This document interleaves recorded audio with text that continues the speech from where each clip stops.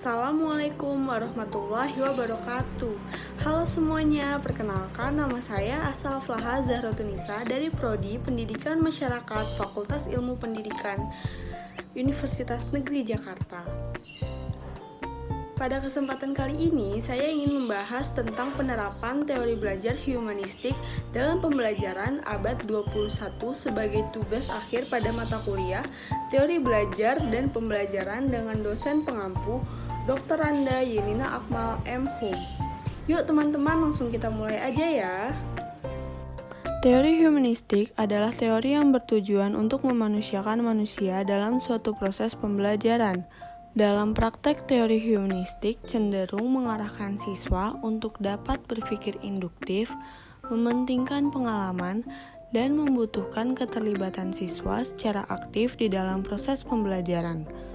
Kemudian, guru menghargai kreativitas, mendorong prestasi, dan memberikan kebebasan belajar kepada peserta didiknya.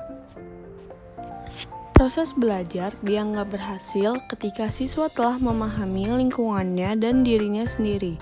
Dengan kata lain, siswa telah mampu mencapai aktualisasi diri secara optimal.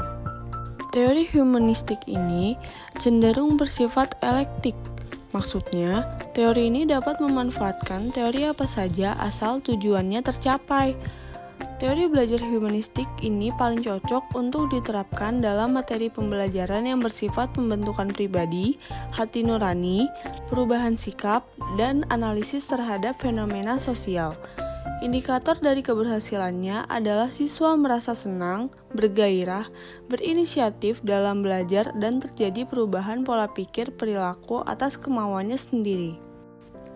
Salah satu bentuk pendidikan humanisme adalah pendidikan terbuka atau open education, yaitu proses pendidikan yang memberikan kesempatan kepada murid untuk bergerak secara bebas dan memilih aktivitas belajar mereka sendiri. Guru hanya berperan sebagai fasilitator dan pembimbing. Peserta didik tidak hanya sekedar duduk manis mendengarkan materi yang disampaikan oleh gurunya, tetapi peserta didik juga diharapkan mampu bekerja secara individual dengan cara berkelompok, agar peserta didik mampu mengeksplorasi bidang-bidang pelajaran, juga mengusulkan topik-topik pelajaran, sehingga dapat membantu mewujudkan bakat dan minat-minat tertentu.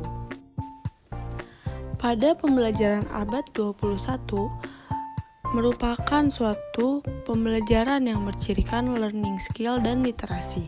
Learning skill ini sendiri yaitu kegiatan pembelajaran yang di dalamnya ditandai dengan adanya kerjasama, komunikasi, serta berpikir kritis dan kreatif. Pembelajaran abad 21 juga bisa dikatakan sebagai sarana mempersiapkan generasi abad 21, di mana kemajuan teknologi informasi dan komunikasi yang berkembang begitu pesat memiliki pengaruh terhadap berbagai aspek kehidupan, termasuk pada proses belajar dan mengajar. Contohnya, peserta didik diberi kesempatan dan dituntut untuk mampu mengembangkan kecakapannya dalam menguasai teknologi informasi dan komunikasi, khususnya komputer. Dengan begitu, peserta didik memiliki kemampuan dalam menggunakan teknologi pada proses pembelajaran yang bertujuan untuk mencapai kecakapan berpikir dan belajar peserta didik. Diterapkannya pembelajaran abad 21 diharapkan menghasilkan lulusan dari generasi produktif yang memiliki kualitas dan skill yang hebat, guna menghadapi tantangan pada revolusi industri 4.0.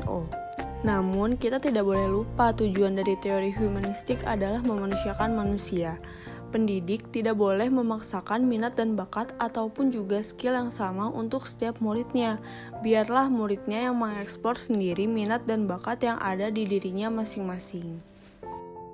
Nah teman-teman, barusan saja kita melihat video mengenai penerapan teori belajar humanistik dalam pembelajaran abad 21. Mohon maaf apabila terdapat kekurangan atau kesalahan di video ini. Semoga video ini dapat bermanfaat bagi kita semua ya. Terima kasih. Wassalamualaikum warahmatullahi wabarakatuh.